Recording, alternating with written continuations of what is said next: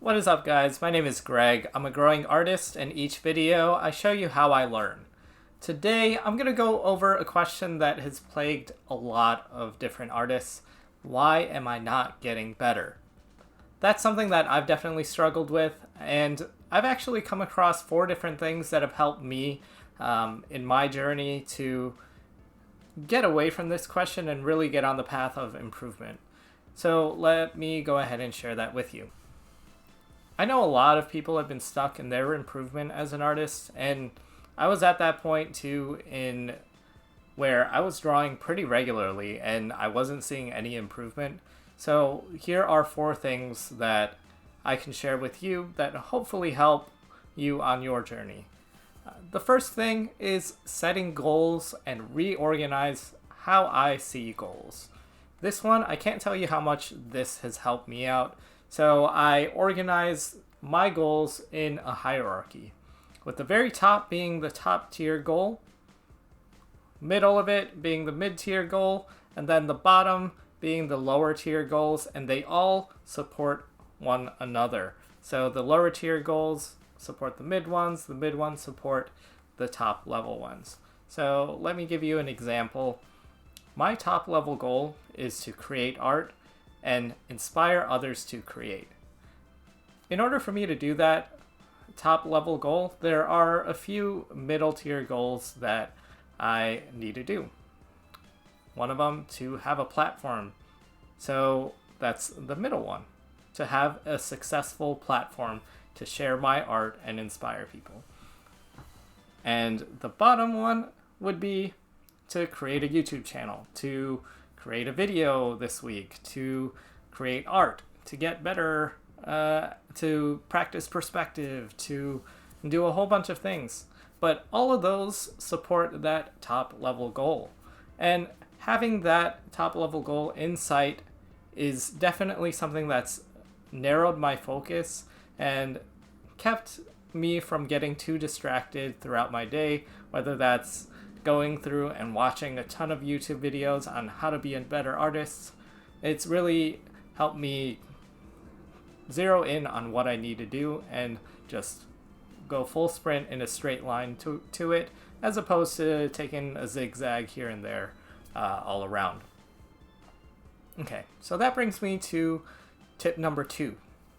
And before I share that with you guys, I want you to take out a piece of paper, any kind of paper, and write down your first and last name. You can pause the video if you want. So I wrote down my name right here, Greg, and then a space, and then Kimura. So having those assortment of lines and curves that make up my name, that is a physical skill. That's point number 2. A physical skill that we all had to develop, that at one point we did not have. So this, in a sense, is a lot of people's first work of art. It's very clear. We know what it communicates. I remember when I was a kid, I had pieces of paper with A's, B's, C's, D's, all the way down to Z, where I had to repeat the letters over and over and over until I got it right, until I got comfortable with what I was doing. The physical skill is a foundation for what we need to do. And as artists that create using our hands, we can break down our skill deficiencies and work on those with simple drills. So thinking about what you need to work on in terms of physical skill, can I draw a singular line from this end of the paper to this end really straight? Can I do it with varying line weight? And does it look like the way I want it to look like? That is something that you can do. You can work on. If you want to increase your accuracy from getting from this point to this point, you draw 2 dots and then you just draw it from here to here. And if you're not close to that, that's something you can work on. Easy. And that can be part of your lower level goals. You can work on that every day until you get to a level where you don't have to think about it anymore. Much like how you don't have to think about how you write your name for it to be legible, for other people to be able to read it. You can get to that level. And that brings us to number 3. While the physical skill is really important, the mental skill is also there too. Not just having the ability to write it is everything. We have to be able to bring it all together. For example, I've got a piece of paper here that has all the letters that I wrote down for my name. But it's complete nonsense. It doesn't make any sense.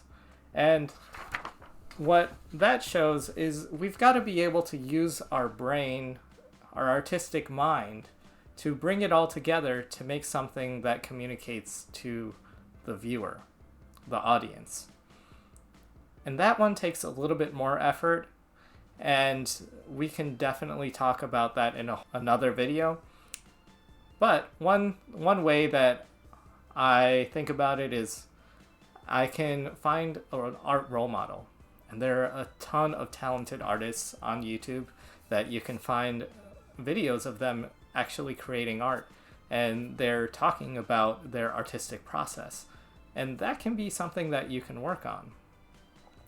One way that I've worked on developing my own artistic brain is actually in the video I made last week.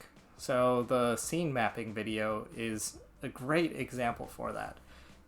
We've got the art skill of thinking in 3 dimensions. What I'm doing and practicing by drawing a map of those scenes is I'm practicing thinking about what's behind this, where are the positions, how high is an object or a person compared to another person, compared to the table that I need to draw.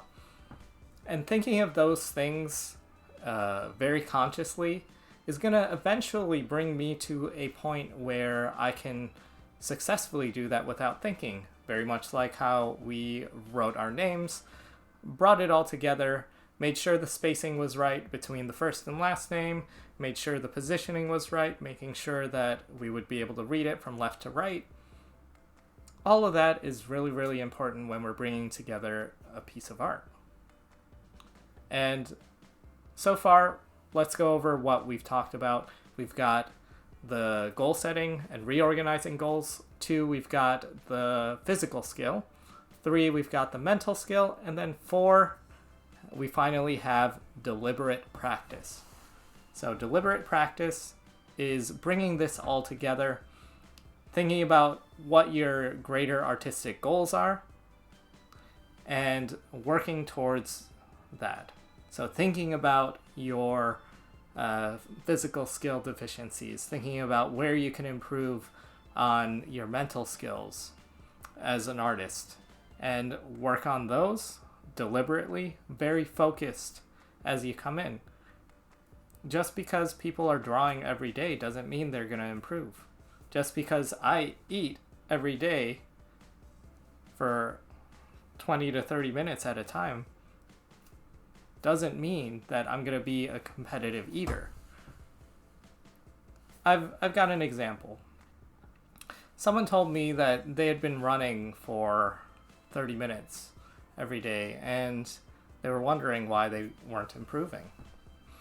And there are a few questions to ask. There's, are you measuring how long you're running? Are you measuring how fast you're running? Are you training in other ways to get faster?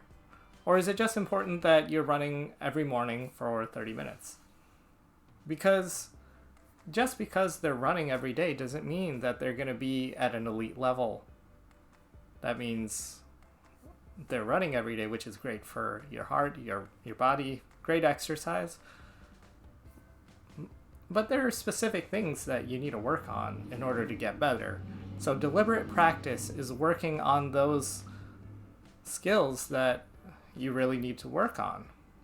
Now, I'm not saying drawing every day isn't bad, because drawing every day means you have the opportunity to learn something every time you go in and sit down to draw or paint or whatever you're doing. But that opportunity doesn't mean you are. So you want to increase your chances of doing that every opportunity you sit down. So deliberate practice increases your opportunity to learn something from the moment you're drawing every day. So putting those together is definitely going to increase your pace of learning. All right, that's pretty much it. Those are the 4 things that have helped me get to a place of improvement, and I am so excited to keep improving with you guys. If you have anything that's really helped you out, go ahead and leave them in the comments down below. And if you thought what I said brought any value to you, go ahead and like and subscribe for more videos like this. Thank you so much, and I will see you in the next video. Peace.